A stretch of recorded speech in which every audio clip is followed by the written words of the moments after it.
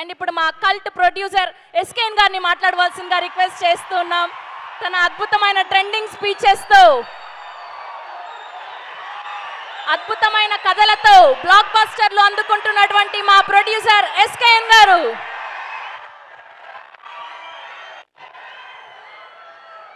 Boss గురించి మాట్లాడాలంటే ఎన్నైనా మాట్లాడతాం, కానీ బాస్ ముందే మాట్లాడాలంటే ప్యాక్ అయిపోద్ది మనకి. బాస్ అంటే మనకున్న ఎమోషన్ ఏంటంటే,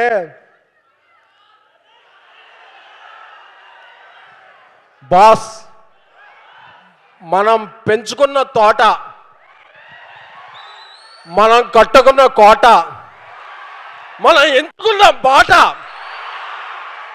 అది మెగాస్టార్ అంటే. ఆయనే మన పోర్టు, ఆయనే మన ఫోర్టు. చాలామందికి హృదయం లబ్డబ్ లబ్డబ్ అంటది, మనకు మాత్రమే తెలుసు మెగాస్టార్ మెగాస్టార్ అంటది. చాలామందికి బ్లడ్ గ్రూప్స్ ఏబిఓ ఉంటుంది, మనందరి blood group M mega. Thank you boss. మీరంటే మాకు ఎందుకంత ఇష్టం అంటే, మేము రకరకాల ఊళ్ళో ఉన్నప్పుడు మేము చాలా సాధారణ పీపుల్. ఇండస్ట్రీకి రావాలంటే బ్యాక్గ్రౌండ్ కావాలంటారు, కానీ మాకు స్కూల్ గ్రౌండే లేదు. మాకు బ్యాక్గ్రౌండ్ ఎక్కడ వస్తే, అలా RRRలో ఒక డైలాగ్ ఉంటుంది, గోండ్ బెల్లని తీసుకొచ్చామంటే ఆవిడకి ఏమన్నా కొమ్ములు ఉన్నాయా అంటే ఒక కాపర్ ఉంటాడని. అలాగా ఇండస్ట్రీకి రావాలనుకున్న ప్రతి ఒక్క మిడిల్ క్లాస్ అభిమానికి ఒక దేవుడు ఉంటాడు. ఆ దేవుడే మెగాస్టార్ చిరంజీవి గారు. ఆయనకి డ్యాన్సే కాదు, ఇద్దరు డ్యాన్స్ మాస్టర్ల మధ్య ఈగో ఉన్నప్పుడు దాన్ని సరిదిద్దటం కూడా తెలుసు. అలాంటి వ్యక్తి మా చిరంజీవి గారు. అలాంటి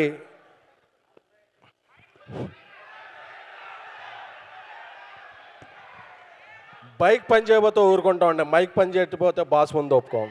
thank you thank you thank you thank you.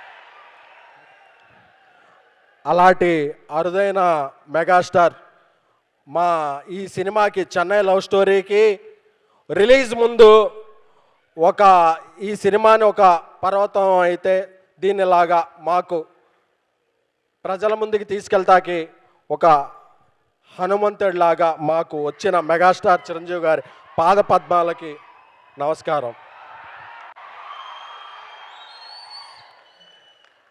ఎందుకంటే నేను ఏలూరు నుంచి వచ్చిన, సాయిరేష్ నెల్లూరు నుంచి వచ్చిన, మాకు సినిమా అంటే ప్యాషన్.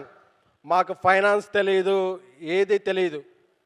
మేము అనుకున్న సినిమా అనుకున్నట్టు తీయాలి, ఈ సినిమా కోసం ఎన్ని రోజులైనా తీయాలి అనుకుని మా Sai Rajesh, national award winner Sai Rajesh గారు రాసిన స్క్రీన్ ప్లే కథతో ఆయన నాకు కో ప్రొడ్యూసర్గా మా ఇద్దరం కలిపి ఈ సినిమా చేశాం. కిరణ్ అబ్బవరం బ్రదర్ ఆయన ఈ కథ చెప్పగానే కే రామ్ తర్వాత ఆయన వెంటనే ఈ సినిమా మనం చేస్తున్నామన్నా అని చెప్పారు.